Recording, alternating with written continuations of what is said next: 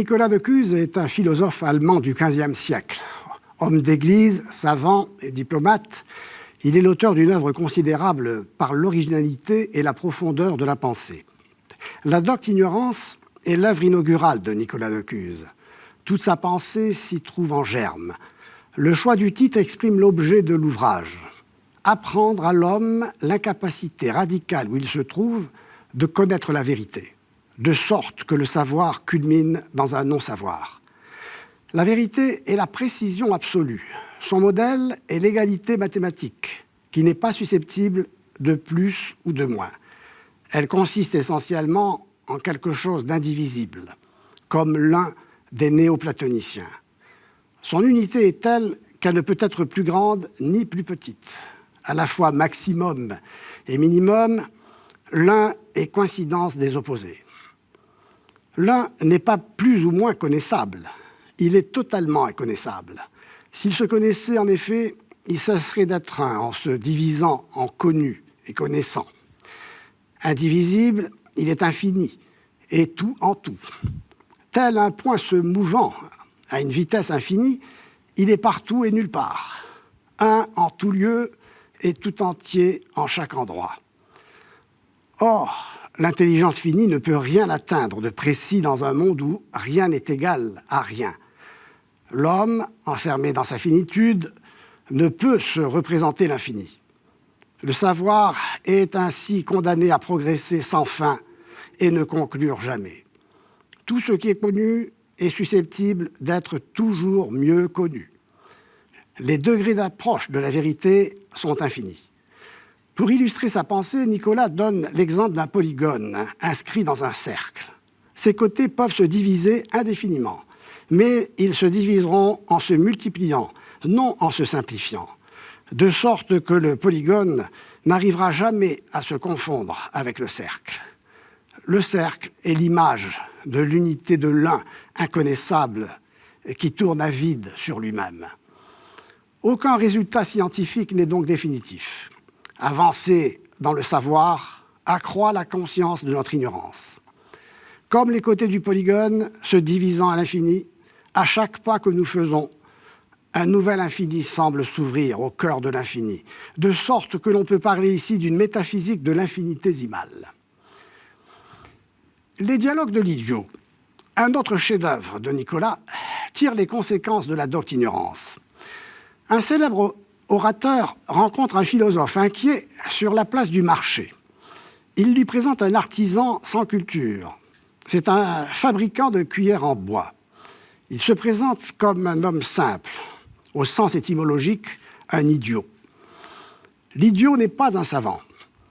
Porte-parole de Nicolas, il personnifie la docte ignorance, qui n'est pas un scepticisme, mais se révèle être une nouvelle forme de savoir, un gai savoir qui se savoure et non qui se transmet, un savoir qui produit quelque chose et non un savoir stérile.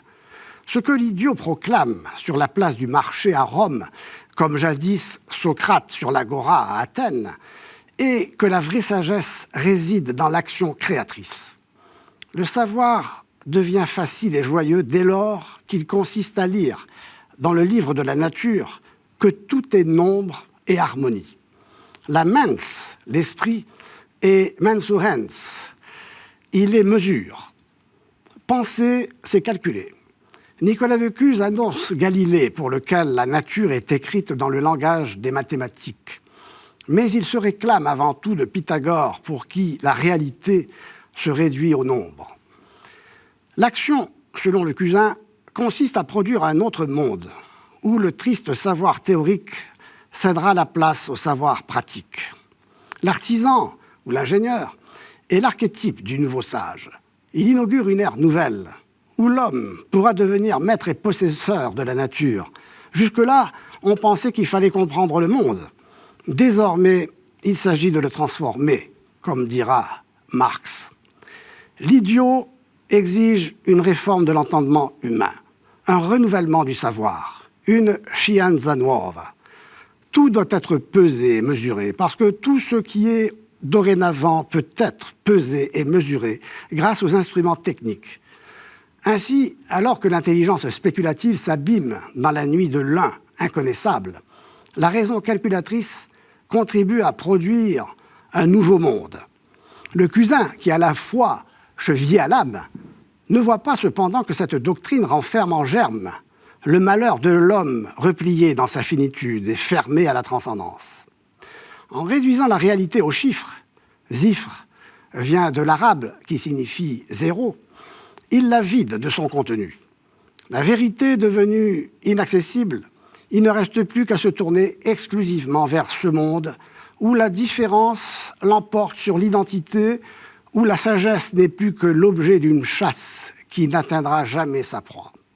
L'idiot ne voit pas que l'action qui le grise n'est qu'un divertissement dans lequel il fuit sa condition malheureuse, sans comprendre que le divertissement est précisément, comme dira Pascal, ce qu'il doit fuir pour voir la réalité en face.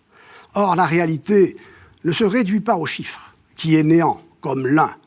Elle est riche d'un contenu qui nous plonge dans le mystère de l'être. Dans La paix de la foi, écrit en 1453, l'année de la chute de Byzance, et le Coran tamisé, le cardinal cherche avant tout à souligner les points d'accord entre les religions. Parce que tous les hommes cherchent Dieu, le dialogue avec les musulmans ne peut avoir lieu qu'entre des hommes sincèrement religieux.